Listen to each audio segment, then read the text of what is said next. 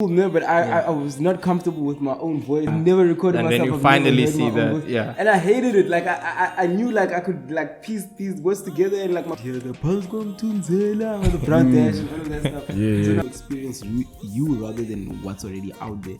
An eargasm, you're saying.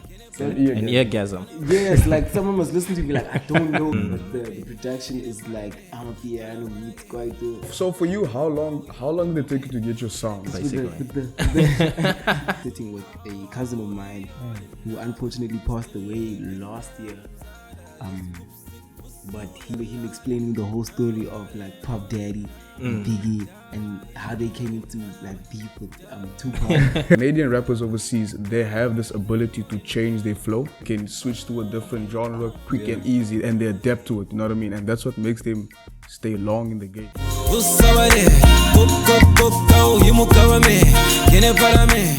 What's up, everyone? Welcome to the Cut Podcast. I go by the name Boy Rigorous. Once again, another day, another episode.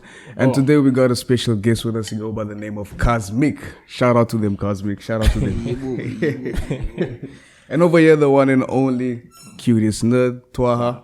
And today we're just going to be covering a lot of things since the last time I actually had a chat with Cozmik, you know. And music related, his career, how far things been, and just a quick catch up, you know. Cozmik, you want to introduce yourself to the crowd? What's up, ladies and gentlemen? Cozmik, producer, artist, creator. You know, I usually make like my own cover arts and stuff like that, which is what I'd like to say. You know, yeah, creator. Just being a creator. But yeah, from Cape Town, South Africa. Pretty boy, level vibes. P-boy. Pretty boy. Oh, pretty boy. Slash. Remind me of that song. AKAs. When you said P-boy, I was thinking of what's this song that came out now recently from Ghana? I think Pushing P. Pushing P, where no one knows. No, there's two. There's another called P Power as well, and there's Pushing Power. Pushing P. It's pretty much a thing that he came up with for, like, you know, pushing I still don't positivity. know. Yeah, and there's a whole thing. Pushing P, right? I don't know. Yeah. That one makes sense, but the one way he says about P Power. We know what that means. Yeah, exactly. You know, that's what I'm thinking. What I saw was on the things that were going around with the music and stuff like that was where it was saying, what is the P keeps referring to, right? But they're not like, okay, makes sense, P Power. When you listen to the song, I mean, that's like a song you're not going to listen to loud. Funny enough, I was having this conversation and I was telling Boy Fogo regarding that as well. It's a nice track, you know. Before we dive into the podcast, it's a nice track, but it's not something you're going to be listening with, you know, family members or something like that. You've heard it? Nah, yeah, I don't think it's the one with Drake, ne? Yeah, the one with Drake. But I'm still to hear that. I think you should hear that. I heard it this morning, and it's like just something quick thought behind it. So Cozmik, man, I'm just gonna give people a quick background on, you know, where we initially met the first time we used to hang out. We actually had a boot camp in 2020. Yeah, correct me if I'm wrong. We had a boot camp in 2020 around, I think it was around May or somewhere along that lines, you know. Yeah. And Cozmik was one of the artists, was Lockdown Vibes. We had like a boot camp for the whole weekend. It was like a 3-day thing from like Monday to Sunday. And Cozmik was also there, part of the artists, you know, just being there in a creative house with everyone else, you know.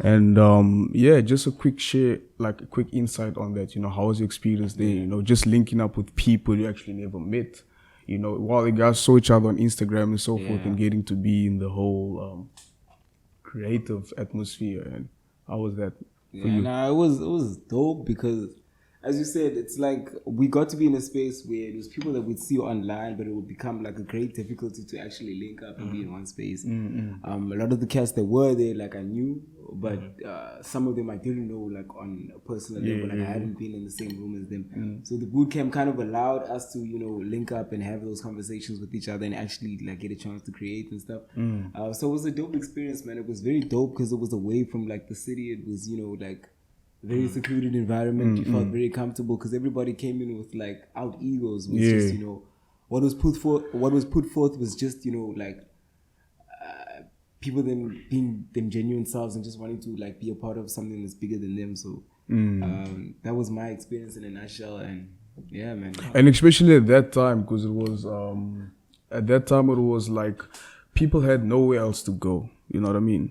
There was no clubs yeah, so there was no clubs, nothing happening. So people had nowhere else to go. So people actually took time in like actually enjoying each other's company and, you know, just getting to know about each other, learning each other's like creative, you know, way of doing things, you know. So it felt organic, you know what I mean? It felt organic. And but also with that being said, you know, how's your music been from there? Like, you know, do you feel like that actually motivated you to push more in the fact that you don't have to be, you should not be comfortable, you know, ever since the whole thing, like the pandemic thing that happened? To some extent, of course. I mean, it's always beautiful seeing like-minded people around you, like trying to move towards the same goal, because you pick up certain ideas that you may not have had, like yourself. You just feed off of their energy. So I guess like I was like really driven by that. A lot of change in the musical direction ever since then, but to some extent I could say that kind of influenced it, because you know, you hear people and you try to find yourself throughout all of like that noise. So I guess man, I've just been trying to discover myself more musically, and I think to some extent we're getting there, because a lot of the new music that I've been like working on, latest single that I put out, is very different from like what I was back then. But you can obviously tell the influences, whatnot, but it's been like quite a transition ever since then. So yeah, you know, as I've mentioned before, I'm trying to find myself and we taking steps to get there. So and you feel like working with different people, do you feel like working with different people is what influenced you to change your sound, or it's something you always wanted to do? You know what I mean, in terms of music? Not necessarily. Not necessarily, because I mean, I always do want to work with people, but it just so happens that sometimes it gets complicated. Like we can't get this certain person in studio at a certain time, or like, you know, there's ups and downs that come with it, because it's very hard making music with someone that's like, it's not always easy to just do the email thing, you know. Some people don't work like that. True. But it's something that I personally feel like I need to be doing much more of, because a lot of the things like I've been, you know, like as of lately, like with this project that I'm working on myself, like the production has been entirely handled by me.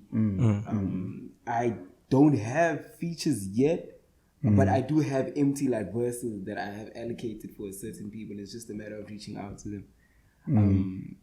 But yeah, I'm like, when it comes to me being an artist, I'm in the space of I can do everything myself. Something that I need to stray away from, because it's like, you know, like it may be like very like boxing myself in, because you can't do everything. Yeah, that's just of course. But yeah, man, it's something I need to do much more. That is dope, man. That is dope. Because also at the boot camp, just rephrasing back to that, at the boot camp, besides you, had a couple of people as well there that actually, you know, they told us, yo, actually, you know what, I used to always want to, like, you know, link up with this person, and you know, I actually thought it was gonna, not far-fetched, but I actually thought like it would never happen, you know what I mean? And me actually meeting up with these people, we actually found out that we have something in common, you know, whether it's not, it doesn't have to do anything about music, sometimes just background stories, you know what I mean, like where you came from, how, you know, the hustle came up, you know, and then being in that environment, listening from other people as well, and they telling the same story, then they're like, actually, I'm not alone. Was that where you guys met though? That's where I met Cozmik. Was that the first time? Yeah, you that's guys where. I don't even know. It was probably before that. You know, I can't probably pinpoint. before that, but that's I can't where pinpoint, that's where I actually saw Cozmik and I knew it like as an artist type of thing, you know. But I know my friend Banks, like, you know, he used to always tell us about Cozmik. So you Shout and out you, to the Source podcast. yeah. So you guys know each other from back then, and from there was the whole thing, man. You know. Yeah, you were mentioning the project. What project you're currently working on? It's due. It's due, or Yeah, it's still to come. Like, okay. It's something that I've been working on, like a young EP where it's like just scope, just, you know, vibes. It's like a whole Amapiano slash. It was like a private school Amapiano with a bit of Kwaito influence, because it's not the same, like it's not the same tempo as like the normal. Yeah. It's not the same. It's not at the same tempo as like a lot of the big songs that have been played at. It's like a much more, but like I made it like, so a hip hop a listener is not like super alienated from the sound. Yeah. Okay. Someone that listens to Kwaito is not super alienated from the sound. Yeah. It's kind of just merging those two gaps because I really like Amapiano. It's like almost all I ever listen to these days. But I come from like a Kwaito type of background, growing up in the hood, growing up South African, growing up in the town. Where did you grow up, by the way? I'm from Cooks. Googs. Yeah, so you'd hear the Pulse Come Tunzela with the front dash and all of that stuff. So now those kind of like come back to you in a sense when it comes to the music. But I've like been a hip hop bro like all my life. Yeah. So it's like, a lot of the content is like spoken from a hip hop perspective, but the production is like Amapiano meets Kwaito. So almost like a project for your hometown, basically. With the shoulder movements. Since you're on that, tell us more about your thing. You're growing up. How was that music wise? What influences got you? My earliest hip hop like memories were like, I remember being like a child. Basically, I don't know how old I was. I was 3-4 years old maybe. Yeah. And it was me and my older brother who was 2 years older than me, and we were sitting with a cousin of mine who unfortunately passed away last year. But he was of Biggie and Tupac. So I remember him explaining the whole story of like Pop Daddy and Biggie and how they came into like beef with Tupac. And I remember he was deep. He was so excited. I remember he being so excited to explain this situation. That beef. I am on Biggie. And he was just so excited explaining it. This was like turning 18 at the time, I think. Yeah. But he was like a teenager, so like a lot of that music was like big to him, and it was like the craze. But yeah, man, that was like my first introduction like to music or to hip hop space, because I remember after that conversation and like listening to the music that he'd like listen to, and then like I don't know, like later in my life or maybe like I was entering like primary school and whatnot, I would like. But Kwaito was big then, right? The Kwaito, especially during that period. That time it was kind of dying out. It was dying out already. Yeah, like I think it was dying out, but it was like there because people were listening to music that was made in the 90s. You know, I remember long trips to Worcester. My family's like originally from where we'd listen to Mzege Zege. Yes, the guy with the mask, right? Yeah, we know I knew. We found out what was the host of a game show afterwards. DJ Smooth. I didn't know. No one knew who that man was. It's not confirmed. Still no. Yeah, so you're saying your family Worcester? Yeah, but I remember long trips like listening to Kwaito, but we loved it because that was the commercial music at the time, and it also represented the lives that like, we kind of lived, like as like black people growing up in townships and whatnot. Yeah. But what really like I really messed with was G-Unit 50 Cent. Bro, I would shout go out to to a 50 Cent like concert like till this day. 50 Cent that before. Did you go to a concert? No, I didn't. Like, I remember he had one. Yeah. Like SA, but I didn't go, and I was so sad. No, it was but I had crazy. like the video games. I had like the t-shirt. You get the belt. That's a spinning one. That's a spinning one. And the t-shirt, the oversized t-shirt. The spinning one is a well-known belt. He inspired like I was rocking a lot of like baseball caps, tall t-shirts, baggy jeans. The when I was Reeboks. like in primary school. Have you copped the Reeboks? Nah, I didn't. Those are difficult to get, bro. Nah, but like, as I was saying, like coming into primary school, that's where like my friends were also listening to like a lot of the popular music that was like playing on TV at the time, like the MTVs and all of that stuff, and we would like listen, and we were involved, man, with the culture from a young age. We were very like much aware about like pop culture and what was happening around us. So I took a liking to hip hop music, like the Kanye West and the 50 Cents, and you know a lot of the cats that were doing big at the time, and I felt like it resonated with who I saw myself becoming like early on. So ever since then, that's just who I became. I wrote my first rap like during that period as well. So yeah, man, it found me at a very like early stage and whatnot. But I only released music for the first time in like 2016. Yeah, I was going to say, you mentioned earlier when we spoke that you only started 5-6 years ago. Yeah. And why is that? Why waited so long?